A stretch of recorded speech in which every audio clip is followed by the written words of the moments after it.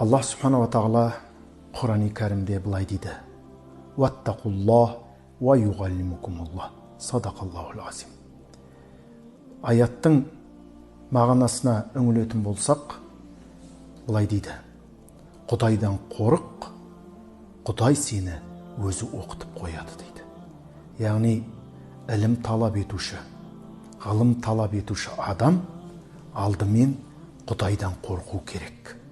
Егер Құдайдан қорқатын болса, онда ол адамды Аллах субханала тағала оқытып, оның ілімін адамзат үшін пайдалы етеді. Қазақта жақсы сөз бар: Құдайдан қорықпағаннан қорық дейді.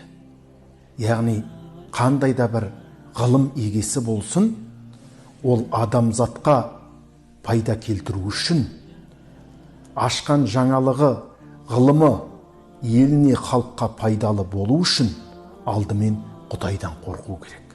Міне Аллах субханала тағала осы аятта Құдайдан қорқыңдар, Алла сендерді өзі ілімді етеді дейді.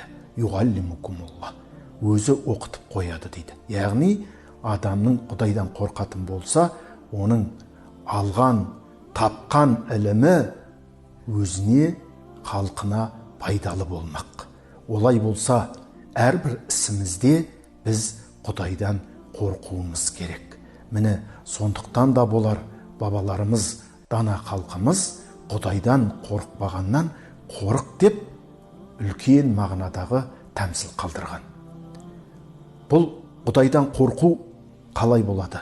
Али радиаллаху анху былай деген: тақуалық жайды сұраған кезде, Алладан қорқу, Құранға амал ету, ақыретке дайындалу және азға қанағат ету деп айтқан. Олай болса, құрметті бауырлар, құрметті жамағат, Алладан қорқып, Құранға амал етіп, ақыретімізге дайындалып, барымызға қанағат, шүкір етейік.